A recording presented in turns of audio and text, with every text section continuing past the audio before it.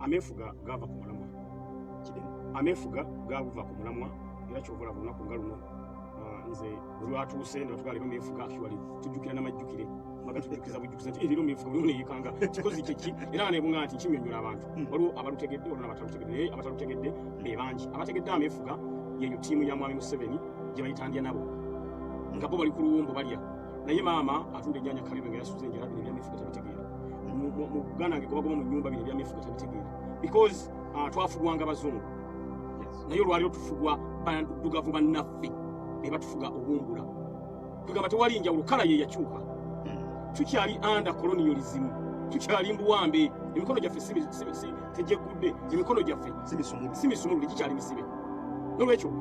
bali baali bazungu bano enjawulo eriwo nti batudugavu bannaffe tuwuliziganya nabo tusiiba nabo abatufuga obumbula olunaku olwaliro nolwekyo luno olunaku omuntu olucelebratinga aba akoze nansubi lwava ku mulamwa era ndowooza olabye mwami Museveni gyabadde nga balucelebratinga abantu baffe abankuseera abanaku abatalina kyakulya tobalabayo olengere basajja bambotondene abasajja babifeekera abasajja bannaggwadda bebabeera kati muzina ennaku ezamefuga bebabeerayo luli mwami Museveni ennaku zino yazitegekeranga kololo nga waluteeka kati bakyusamu kololo bazijjawo olwensonga abantu baagaananga ogende kati bazitwaleyo obyalo bantu bafulusi balwawo okulaba ku motoka ate babayita babagamba ajja essowaani y'omuceere n'omutwalo gumugumu bolengera babakuŋŋaanye babawa ababulijjo baba balimberimbe nakasente so abantu olunaku olwo balugjamu obwesige abantu kati ekintu ekibali mu bwongo kiri kimu nti kituufu tukimanyi nti olunaku luno tuyina okubeera nga tuluselebratinga naye si mu gavumenti eno tujja celebratinga olunaku luno ffenna nga tuli happy nga tumaze okukyusa obuyinza bw'eggwanga Uganda nga buvudde mu mikono gya mwami Museveni ne budda mu mikono gya Honorable Robert Kyagulanyi Ssentamu kati awo tujja celebratinga nga independence nga tuli basanyufu nga ffenna tugamba ddala twenunudde naye mu kiseera kino emikono mikisibe muganda wange maama agenda mu ddwaliro notasangayo ddagala ne bamuboggolera ne bamuyisa mu mpisa etali nnungi ogamba otya nti yenunula olwaleero ng'omuntu okufuna omulimu tabbu okunoonya omulimu Uganda nakyo kyafuuka mulimu ogamba atya nti omuntu yenunula olwaleero nga pulezidenti waffe owa Uganda addako Honorable Robert Kyagulanyi Ssentamu okuba obukubi laale yeebuuze ku bantu oba agenda kwesimbawo abantu bamukkirize nti weesimbewo yafuuka tabbu kakati ogamba otya nti twenunula nga abantu abamu eddembe lyabwe lirinnyirirwa kitegeeza tetwenunulanga olwaleero olaba embeera egenda mu maaso n'okutambula obutambuzi nakusanga n'abantu bana ng'oyogera nabo bakwata ne bakuba emiggo egy'obuleekereke nze nkubiddwa emiggo nze nyina polisi bondi 16 nyina kooti bondi nga bakuteredde ku kooti beyiro kakaluka kooti ezo ziri 7 7 era nina omugugu bwe guti actually ezo tunayambala engule njazijjayo ngambe nti bande mulaba olutalo lw'empiseemu segirinya ebbanga lyonna naye nga emisango gyonna egintekebwako gyonna mipaatiike gyonna miyiye olw'okuba nti bakusanze ologera n'abantu bana bakusanze abantu babuusa fe emisango gyonna egituvunaanwa ne mukama wange Honorable Robert Kyagulanyi Ssentamu kwogera mazima mu Uganda kasita oyogera amazima tabbu ebezze naye bw'oyogera obulimba nga mwami Museveni obulimba bwabutambuza tewali amuyinako mutawaana era naawe takubaako na mutawaana singa otandika okudongowaza abantu ne bagamba nti musajja akulembedde bulungi eggwanga litambula bulungi eddagala mu malwaliro gye liri abyenjigiriza birungi takubaako na buzibu naye bwakusanga ng'obuusa abantu awo tabbu ebezze n'olwekyo tetwenunulanga tukyali mbuwambi but enjawulo eriwo bano abatuwambye olwaleero baddugavu bannaffe bali baali bazungu so tetwenunulanga ebimu ku byali mu bukulembeze obw'amatwale bwetwenunulamu kaakati okusinziira nga butulowooza bwekyowakana nti just kala yeyakyuka ebimu ku byatunulibwanga azenfuga eza demokurasiya n'ebintu ebifaanaganako bwebityo kakati nga biri mu mikono gyaffe nga bannayuganda kyogamba nenkufuga eya demokurasiya ekwata ku nnono ng'osobola okukwatibwa nga bw'okwatibwa ogamba ebondi nebeewo zoyina nga basobola okukuta olwaleero owoze ng'ova ewaka kyoliko kakati kyenjagala okutegeeza muganda waffe bw'okimanyi singa tetwafuna independence abazungu ne basigala nga bakyatufuga bw'okimanyi ate singa tuli wala nnyo okusinga baddugavu bannaffe nkubuulira mazima tubajulirira munnange kati osanga segirinyawo singa kati ntudde wano nga olulyo lwe navaamu lulala nnyo nkubuulira mazima olwaliro singa abazungu bwe bakyatufuga ate osanga singa tulinawo enjawulo okusinga bwe tuli nkugambye omuddugavu munnaffe atuyisizza bubi nnyo okusinga abazungu ddayo otunulire Kampala bwe yali afaanana before independence atoddemu omutunulire after independence enjawulo y'amaanyi nnyo Kampala ono yali amasamasa yali anyirira amalwaliro galingamu eddagala abazungu nga population yabo olwokuba abazungu balinga wano nga tebagala abantu baabwe kulwala tebagala abantu baabwe kufa nga kituyambira wamu baba bajjanja baabwe nga naffe omwe tujjanjabibwa munnange singa twasigaza abazungu ate kyandibadde kale okusinga okubeera nga tufuga baddugavu bannaffe abatubuziza obumbula kubanga Museveni empiza gyatuyisizaamu tujulirira abazungu olwaleero bw'ogamba nti tukube kalulu Amini ne Museveni ani gw'ogamba nti yali waakirikongo mu by'omweru gomanyi nti Amini asobola okuwangula mwami Museveni gwokimanyi Amini singa yasigala olwaleero nga ye pulezidenti w'eggwanga Uganda ebbanga mwami Museveni lyatukulembedde gwokimanyi Uganda singa eringa Amerika kankuwa ekyokulabirako Amini gavumenti ye yawola ku nsi gye bayita Dubai essente naye genda otunuulire Dubai gye twawula ku ssente evuganya na za America balina Dubai Mall balina Dubai Aquarium eyo Aquarium erabika ereeta abalambuzi mu nsi yonna balina Burj Khalifa ekizimbe ekisinga obuwanvu mu nsi yonna kiri Dubai gye twawulako ng'eri bubi. That's why osanga bannayuganda bangi nnyo abali Dubai nga bali mu katundu bakayita Deira. Reason because government yaffe yayambako ko Dubai okulaakulana ku mulembe gwa Amini. That's why Amini n'agamba nti mutuufu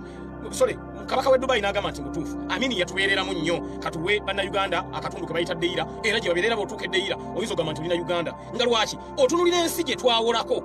ku mulembe gwa Amini kitegeeza nti ensi ewola ensi endala eba gisingako. Tosobola kuwola muntu ateko nga toyina tosobola kuba muntu kyotalina katwagenda okuwola Dubai nga tulina naye gwe genda olabe Dubai gye twawulako kitegeeza Amini singa yasigala nga yatufuga olwero twandibadde wala kati ffenna amaziga gaffe okuwanjagawa kwaffe osaba Mukama Katonda kyokola ano leediyo gye ndiko ya ddiini ngamba nti Katonda atuyambe 2021 Honorable Robert Kyagulanyi Ssentamu Africa President w'eggwanga Uganda mbabulira amaziga gonna we gagenda okoma nolwekyo tujja celebratinga independence ffenna nga tuli basanyufu nga Kyagulanyi afuuse President w'eggwanga Uganda naye nga tukyali mu mbeera eno we are still under colonialism.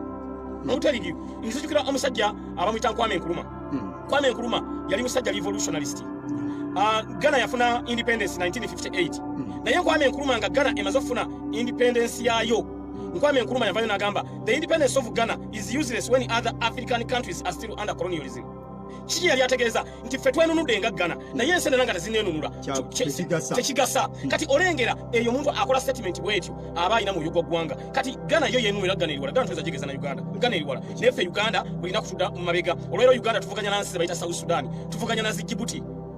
Burundi ze tuvuganya nazo nkwagadde nnyo mundoli tuli musajja mugezi Burundi naye nga Uganda twanaba tuvuganya na Burundi ne Rwanda yennyini etusinga kokimanyi ova wano n'ogwa ku airport y'e Rwanda n'olowooza nti oli Amsterdam Netherlands Schiphol airport naye gwe tuuka ku airport yaffe oluusi n'amasannyalaze gavaako ne bakuma kando ku airport ne bakuma kando olumu twali tulandinga entebe awo nze ne ndowooza tufunye emergency landing ne bangamba mutuuse Seggirinya ne nga nedda tugudde mu kibira nze nga ndowooza tugudde mu kisiko ne bangamba nedda mutuuse ebyo byonna okutereera Robert Kyagulanyi Ssentamu ng'afuuse president n'olwekyo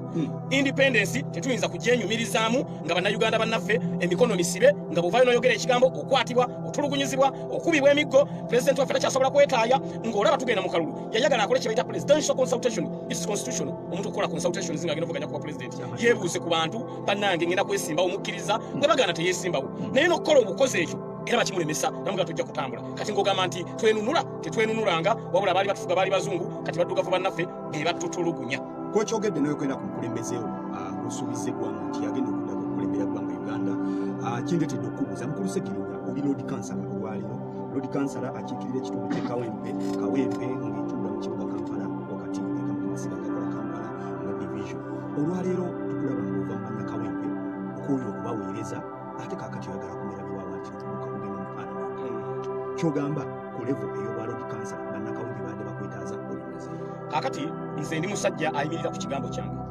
bwe nali noonya ekifo ky'obwa Lord Kansala nabagamba ekisanja eki kimu 2011 navuganya ku BMP nesiyitamu 2016 nevuganya ku bwa Lord Kansala nga nti ebyangaana okuyita mu 2011 kasooke nvuganye ku bwa Lord Kansala abantu balabe obukozi bwange bwe bajja okusinziira 2021 bansindike mu Parliament y'eggwanga Uganda munnange byenkoze nga ndi Lord Kansala abantu be bansaba era nze ne mmala seesimbawo ku BMP abantu bayinza n'okwokya akayumba kange kali kennyina wali luumu 3 bayinza okujja ne bakwokya ne bakateeka ku ttaka munnange abantu bandi bubi baŋŋamba olaba otuweereza ng'oli Lord Kansala nga balodi kansala bangi nga ba MP bangi n'obasinga Seggirinya n'okola lwaki toyingira Parliament y'eggwanga Uganda munnange kuno kusaba kw'abantu kwendi mu kuddamu kw'abannakawempe mbadde mu constituency ya Kawempe North constituency nga ndi Lord Kansala nkoze ebintu bingi nnyo kisooka nagenda okufuka Lord Kansala mu constituency ya Kawempe North cause ntwalako emiruka 5 ngattako ena Kawempe North ekola emiruka 9 but so far ntwalako 5 ngenda gattako ena nga tulina ebizibu bingi nnyo ebinyigiriza abantu baffe kisooka unemployment obutaba na mirimu nenteekawo organisation bagita Uganda Youth Mission Against Poverty tuyigiriza avuka okukola kando okola paper bag okola sabuni ow'amazzi abavubuka ntandika basomesa okubeera ba job creators instead of being job seekers ekyo nkisomesezza bannakawempe lwakuba nti mbadde mbasomesa nga enamba gye nsomesa ntono olw'ensonga mbadde siina empowerment nga nyiza osomesa abavubuka nga 3 but mu Parliament waliyo kye bayita CDF Constituency Development Fund ezo sente zaaba mufuna mpola abalina bu business obutono nga baagala okubeera nga babutambuza bugende mu maaso kakati njagala nyingire Parliament y'eggwanga Uganda nkwate Constituency Development Fund muteeke wansi eno mu maama gwe nayigiriza okukola kando gwe nayigiriza okukola sabuni gwe nayigiriza okukola paper bag abeere empowered abenga tasitanoonya mulimu ng'omulimu agwetandikiro because gavumenti eno eremedde okufa ku bantu baffe. Ekyokubiri mbadde Lord Councillor ku musaala ogwange ogumpeebwa omutono nga nkwatako emitwalo 50. Nenoonya maama atunda ennyaanya ne muwe emitwalo 5. Nenoonya maama atunda kasooli ne muwe emitwalo 5. Nenoonya maama atunda gonja ne muwe emitwalo 5. Ne mugamba nti essente ezo zenkuwa yongeramu bw'oba otunda gonja teekawo n'egundi teekawo n'ekyayi oba obuugi. Omuntu bw'agula gonja n'agula n'obuugi. Omuntu bw'agula obuugi n'agulirako n'akatogo. Emitwalo 5 ng'olabanga essente etono nnyo ziyambye abantu baffe n'embasomesa tandikawo akabokisi ka Ssegirinya mu Kawempe amaka agasinga galina akabokisi ka Ssegirinya nti amagoba gojja mu 5 gasule mu kabokisi at the end of the day ogenda okusandukula akabokisi kano ng'olinamu emitwalo nga 10 oba 15 kyongeremu eyo nteekateeka ngikoze mu Kawempe North Constituency era abantu bange bali happy era kyova olaba tiketi yange eno eyampeereddwa okuvuganya ku MP tiketi eno ya muntu atunda gonja maama atunda kasooli ababeera mbutale ababonaabona wansi eno ku gulawundi abantu baffe abatalina kyakulya maama agenda mu ddwaliro ne bamugoba ne bamugamba tolina maama kiitidde eka genda omala ogireeta omukyala agenda okuzaala ne bamukwatira mu ddwaliro eno ye tiketi gye baatuwadde eyampeereddwa aba NUP ngenda kuba ntambuza enteekateeka eyo ey'okulaba nga abantu baffe mbawa projects abantu baffe mbayamba mu kubibanyigiriza kyova olaba nti tiketi eno byaleeta enampeebwa ng'abantu eggwanga lyonna lyalwadde eggwanga lyadde paralyzed nga Ssegirinya tannaba kulangirirwa olowooza lwaki abantu baninamu essuubi era essuubi lyo banyinamu ngenda kulitambuza because abantu bazze bagoberera previous activities zenzenkola gwe oli munnamawulire during COVID-19 ng'abantu bali mu lockdown Ssegirinya nagabataniza emmere 15 essente zo sazijja mu nsawo yange because ezo sente ziba nnyingi nnyo naye nnyina emikwano abroad nnyina emikwano mu diaspora ne bagaba bannaye abantu enjala egenda batta era nebaza Ugandans in diaspora abo mbeebaza buli lukya ne bangamba nti Ssegirinya tulengedde Masaka waliwo abaffe enjala dduka n'enziruka tulengedde Mbale waliwo abaffe enjala dduka n'enziruka tulengedde Jinja waliwo abaffe enjala dduka waliwo abaali bali ebikuta wano Kasubi ku munaku ne mbatwalira emmere tani 2 ez'emmere abaali bali ebikuta naye nga ssente ezo zampeebwa baganda bange abali mu diaspora kyova olaba bannayuganda bali mu diaspora baalinga badiiringa n'abantu wano ng'abantu bayaaye aweereza ssente genda oyambe muntu gundi n'atakikola naye nze Ssegirinya ebyange ebibeera byerufu mbikola musana nyina peegi yange bagita Ssegirinya Momad Fans page ng'ensi yonna eraba omuntu aweereza ssente n'amanya we zigenze because ezimu ku kowagolo za NUP National Unity Platform accountability and transparency olwaleero mu Kawempe okusookera ddala kubanga ffe bannakawempe ffe tukusinga bwe tugamba nti Ssegirinya nedda tolina wuyita ekyo kituufu ate ekirungi oli mutuuze wennyini mu Kawempe wagenda okukola research amala mu kitundu kye ekya Kawempe north mu magombolola ago gonna 9 n'aganaana ago ogenda okwongerako ng'okola paper okukola sabbu bannakawempe kye tuyita kaakati bagamba nti omumpi waakoma waakwata kakati mbadde ntambuza project eyo mumpolampola n'ekirala mu busobozi bwange because area MP naye bw'oliba omukyaza ono njagala omubuuze owe obadde mubaka wa parliament mufuna ssente constituency development fund ng'ozikozesezzaaki nkugambye nze mbadde ntola ku musaala gwange omutono ennyo gwe nfuna ne ngugawana ne bannakawempe ekyo nemba nga nkikoze ekyokubiri ndoobingidde abaana baffe emirimu mu KCCA we nayingirira KCCA nga waliyo banganda baakona ba mikwano ng'oli aleeta mwana wa ssengawe n'oli n'aleeta omwana wa jjajja wa jjajjaawe fe abaana baffe betuweddeko tebaagala kukola mu KCCA bwe nabeera ebbanga limaze mu KCCA mukyala ajja n'omwana n'agamba mwami Ssegirinya omwana wuno yamaze diguli e Makerere noonyeza emirimu giganye wuyo mukulekedde n'atambula n'agenda n'akulekera omwana n'agagoma nnyo oba osula naye oba ogenda naye n'alekanga n'omwana mugambye katodda kakati Ssegirinya n'andeka nga ntadde omukuwambulago ogw'okunoonyeza omwana ono muki omulimu nnyingiza abaana mu kitongole kya Kampala Capital State Authority abaana abawera 1,000 nga babadde bakola nga bali unemployed olwaliro nga bali employed ekyo n'ekirwana ekyokubiri bwe najjira mu kitongole kya KCCA nasangawo omukyala nga mwita Jennifer Semakula Musi oyo ng'afuuse tabu nga bw'ayoya ensenene ab'ensenene babeera ku tabu mu kibuga bw'ayoya enswa ab'enswa baba ku tabu n'oga bayisa ku obumonde ne bagoba ow'ensenene kiki nga bw'ayoya lumonde abalumonde babayigganga abayigga omusu bwe natuuka mu kitongole kya KCCA ne ŋŋamba Jennifer kendeeza appetite era Jennifer naye bwe yandaba nga nnyingidde appetite n'agisala tulwanagana ne Jennifer nga mukama we abalamuzi ba KCCA mba mukama we Lord Councillor omulamuzi mba mu chain of leadership ku KCCA nze omulamuzi mba boss wapi nange Lord Mayor wali boss wange kati nange ate omulamuzi mba boss we ogera okulanga omulamuzi addusaze mu kasenge ng'agamba nkoze ntya abantu ng'amagamba nti abantu bano gwe musanze ng'akola wabanga ate alina ensoli gy'akoze ate si mugambe akole bulungi bwansi mu kibuga omugamba ayire ekibuga tufunemu temumusibye naye nga bw'ayira alongose wabadde akolera kugamba muwa community waka abewaka asigala abalaba naye omuntu omututeruzira omusibi ayina abaana basatu beyalise waka agenda okuva eyo ng'enjula ndiyo yabagoba abakyala abo abanaku bizinesi y'omuntu omunaku nga Jennifer zisaanyizaawo zonna ninga asobola kukkiriza Seggirinya nze nasindikiddwa wano abantu abanaku nze omuntu anonda yatunda ennyaanya atunda kasooli atunda gonja abavuga booda be balonda Seggirinya kati bw'otandika okutaataaganya emirimu gyabwe mbasobola kukkiriza tukubagana ne Jennifer paka bwe yagamba nti bannange ekibuga kankyamuke nadduka katunoonya munoonyi oba yaddawa n'abula n'agenda cwe olwaleero bannakawempe bakutwala mu paalamenti paalamenti gy'omanyi obulungi kuba ogirinaanya kuba kusitiholo okwambuka wali mu paalamenti si kinene ate oli musajja mukalabakalaba ng'omulimu ekiri kumanyi gy'obadde owaakiri owaguza n'oyita mu ddirisa n'owuliriza bateesa mu paalamenti era tukulinamu obwesige ne bannakawempe bonna nti ojja kuteesa kituufu embeera ya paalamenti olwaleero ekunyumira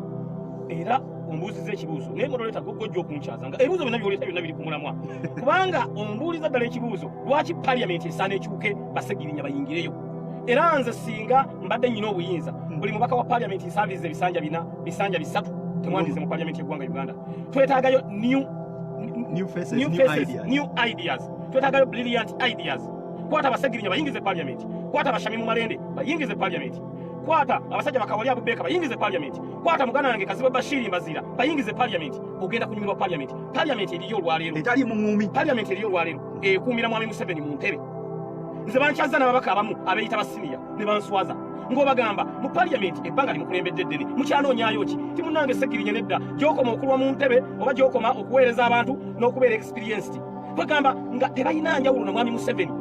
bwe tuba nga twagala okuba Mwami Museveni mu buyinza bw'eggwanga Uganda we should be exemplary nti naffe tugambe omuntu akulembera n'ata omusajja ayitibwa Hussein Kyanjo ne bwe yandiyagadde okudda ekisanja ekyo Alani kye yaddamu yali awangula naye Kyanjo yagamba nedda waliwo kyayita okwerekereza neyerekereza n'ata ekintu Alani n'ajja naye tulina ababaka tebaagala kugenda bo bakuumira Mwami Museveni mu ntebe ekyokubiri ebintu ebinyigiriza abantu baffe wansi ku gulawundi ababaka ba paalamenti babyogerako awo Seggirinya wannuma nnyo olwaleero kanku ekyokulabirako tulina bannayuganda bannaffe bangi nnyo bavudde mu Uganda ne bagenda mu Arab countries owulira nnyo Seggirinya nga njogera ku nsonga y'abaana bali mu Ssabwarabu n'ababaka ba paalamenti ensonga eyo bagiwulira tubagaa nti bannaye abaana baffe bali eri bavaawo ne bagenda eri nga bagenze kusaka bagenda eri nga bagenze kunoonyeza abantu baabwe kyakulya essente ze bakola eri mwe ababaka ba paalamenti ze zibawa omusaala abo abaana mubalwanirire naye omwana atuka mu nsi ya Bwarabu n'afuna emitwalo 7 gavumenti nemubbako emitwalo 3 n'asigaza emitwalo 4 yaleka wano omwana asomera emitwalo 5 ng'ate zaakoze ate alina okunoonyayo emirala amuwola ayoweze fiizi z'omwana we bwe yagenda okulwanirira ne ngamba ababaka tulwanire kye bayita salary increment abaana afa bali mu Ssabwarabu bongezebwa omusaala omwana asookerwako afuna tisi miliyoni 2.5 kubanga ensi endala nga Philippines ensi endala nga Bangladesh zirina abakozi abali mu nsi za Bwarabu bafuna miliyoni 2.3 basayininga memorandum of understanding ne Arab countries wana ababaka ba paalamenti bakifaako baagaana bwe nakwata ekiwandiiko nekitwala ku paalamenti nga ngenza okulwanira abaana abo embooka ezampitako ne bampalula ne ku chorus lwaki olwanirira abaana lwaki abaana abo balwanirira nga ekyo kye bambuuza era kye kyankubye emiggo njagala ngende mu paalamenti mata eno ngireetenga matter of national importance ngambe nti bannange abaana bano balina upper hand balina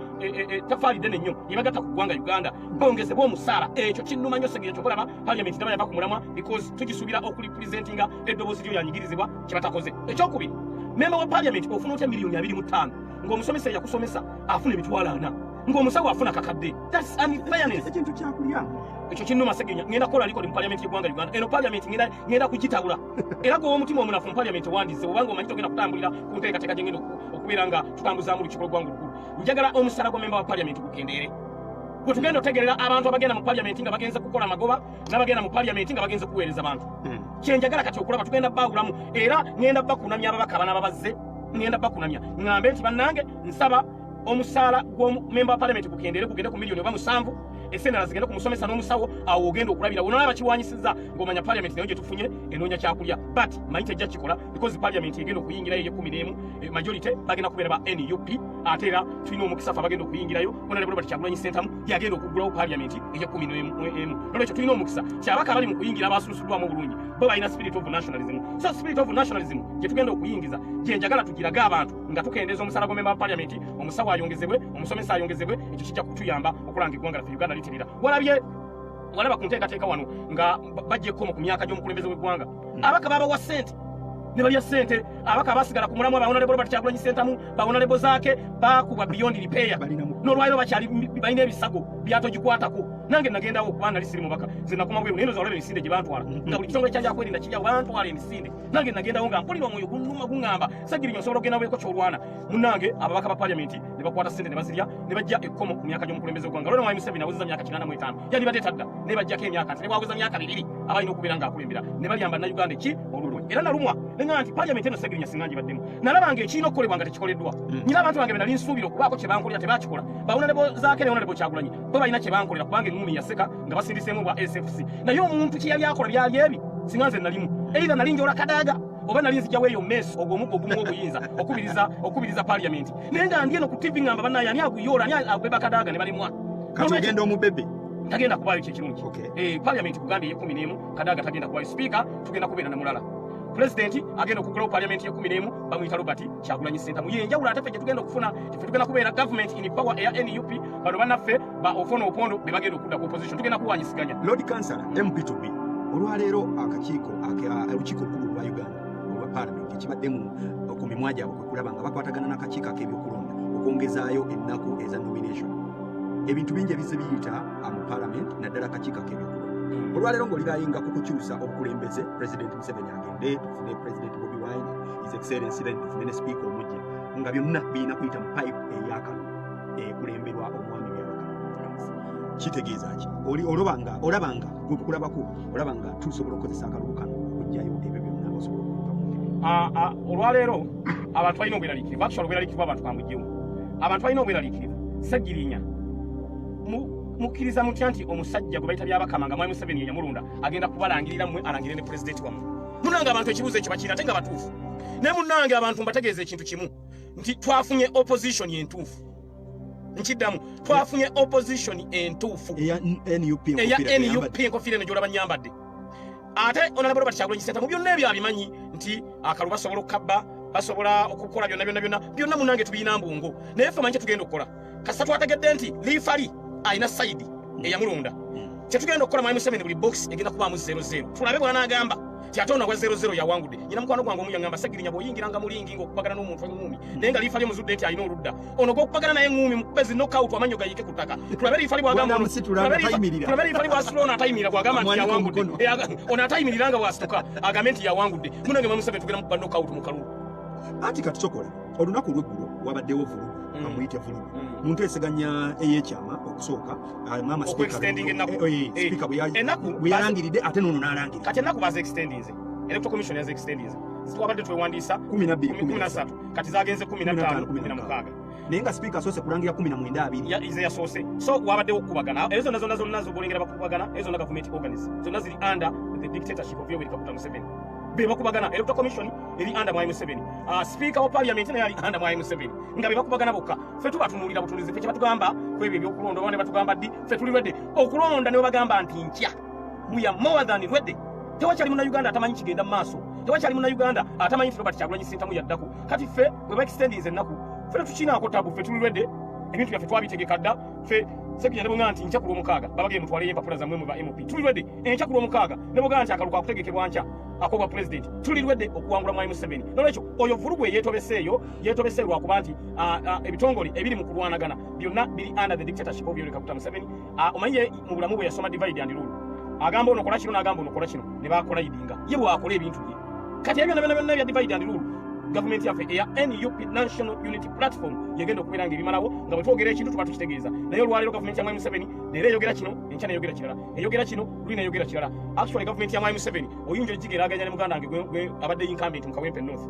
muganda waffe Latifu ku makya bw'alabawo abantu 2 ng'agamba njagala bwa Lord Councillor bwe bawera 4 ng'agamba bubaka bwa parliament bwe bawera 10 ng'agamba njagala bwa Lord Mayor bwe bawera 2 ng'agamba bwa president bwe bawera 3 ng'agamba bumanye MP kati ye bw'atambula kati gavumenti ya Mwai Museveni bwetyo bw'etambula era muganda waffe yaleka yabakoppa ideologies za NRM nga tugenda amasimu g'abatuwuliriza ne messages ezize tugenda okuba nga tuyitamu God forbid ku side yo singa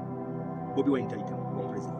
ffe bannakawempe tukuyisa n'ogenda mu parliament ebirowoozo byaffe bino byonna ebiri brilliant bijja kuba tekutafuta kakati nomunange onkoze bubi nnyo ate ozotambula bulungi ate bwotuusa owaba neŋŋendako eri owabali ogenzeeko ate owabye naye kankutereeze munnange ffe aba NUP tetuyinaamu kigambo kibayita feria NUP ffe tulina win from A up to Z. A win, B win, C win. Muna tetulinamu kigambo kye bayita failure. Nolwekyo gwoleka katonda bakutambula. Naye eggwanga lyonna lyazuukuse ne ligamba nti mutuufu Robert Kyagulanyi Ssentamu ye pulezidenti wa Uganda ddako. Mwami Museveni kuloza lwaki atidde nnyo. Kankwe statistics ez'abavubuka bitwalonze bano. Abavubuka munnange twawangula n'ebitundu 7 ku buli 100. Era mwami Museveni okuva lwe twamuwangula abavubuka n'atandika okuyiiya nkoze ntya bwe yalaba nga tufunyambulira yaffe ya NUP n'addira n'atandika okukitaataaganya ekibiina akozesa Kibalama w'ekyange Kibalama kola bwoti Kibalama baminga emulaba atambula kagologoosa alina waliwo akazinisa emabega. Naye ate ne Kibalama n'abeera mugezi. Byayogera mu kkooti birala ne byayogera nga bamuwadde mu bbiya nnya nabyo birala. Mukoti ayogera mazima bamuwamu endwasi nnya ezabbiya wali ezinyogoka nga ziriko ne bwayisayisi kungulu ng'agamba nti si kibawanga wajja mukoti ng'amaze okuwanika bayibuli ng'agamba naye Kyagulanyi ye pulezidenti obuyinza bwakyuka mu mateeka kati Kibalama nageza okulaba naye ng'abazannya labadaba style naye ng'ebyo Mwami Museveni lwaki yeekwata ku bisubi because alengera tumutwala kaguddeyo nolwekyo NUP amaanyi geyina okimanyi nti pate ya NUP oleka katonda bafuna statistics ezo eri ranked mu Africa okubanga ye political party eri ku opposition esinga amaanyi ng'ate ya myezi 2 bagirankinze dda oba tunafuna information just myezi 2 nga tuli mu system tutambuza ensonga kitegeeza ki nti agamaanyi ge tutaddemu obuvumu bwe tukozesa bannayuganda okusalawo okwebereramu kye kigenda okutwambaza engule nolwekyo nze twatandiseewo eŋŋombo egamba nonda ne president nonda ne Bobi Wine ye ŋŋombo kati gye tugenda tutambuza nonda ne Bobi Wine nolwekyo biri byogambye nze nyinza okuwangula ye n'atawangula tekisoboka abalonda Bobi Wine be balonda Ssegirinya Muhammad tuwangula ffenna ate nze ne bwe siwangula Kyagulanyi n'awangula mpira gwange guba gunywedde nkiddamu ne bwe siwangula Honorable Robert Kyagulanyi Ssentamu taata Kampala bawa babi n'awangula nze omupiira gwange guba guweddemu nolwekyo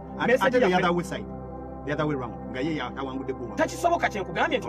mu struggle yaffe tetulinamu failure mu struggle yaffe tulina win from A up to Z. Bannayuganda bakkiriza dda bannayuganda bakoye bantu bagenze mu malwaliro daga tebalisanzeeyo bantu during COVID-19 babonaabona tulina ministry nambe ya disaster preparedness yagana okuwa abantu emmere n'emmere abantu gye basonda mu masitowa ekyali eyo emwevunda endala bagikwata bagitwala mu maduuka eyo mu kikubo wa kwegamba eno gavumenti yava ku mulamwa terina kye bayita spirit of national. That's why bannayuganda basazeewo bakikuse gavumenti ya Mwami Museveni baleete gavumenti ya NUP egende mu seringi y'eggwanga Uganda olabe kye bayita Uganda empya. Wow, 0705 0705 ne 07 bagoba abantu baffe bamufuna mpola abatembeeyo okukola kubuulira mazima omuntu asabiriza n'omuntu akola muntu kyala ayinza okuba omutuufu ye muntu akola nosanga omukyala yeetisse ekibbo ky'amenvu awese n'omwana ku mugongo ekibbo kirimu emitwalo 2 egy'amenvu ne bakwata omukyala oyo ne bamukuba ne bamuggyako n'amenvu ne bamutwala ku kkooti ya KCCA ne bamusaba emitwalo 30 naye ng'ate kapito alina 2 kati omuntu weyabulirwa kapito ow'emitwalo 3 ate omuganda sasula beyiro ffe emitwalo 3 bw'agaana namutwala eruzira emyezi 6 eyo enkola Ssegirinya n'engigobawo era baŋŋamba nti baleese abasire batembeeyi babatadde wali mu kkooti nga nnyingirayo nga ngamba omulamuzi nti baabo basalire kale basalire olabe omulamuzi jjukira nze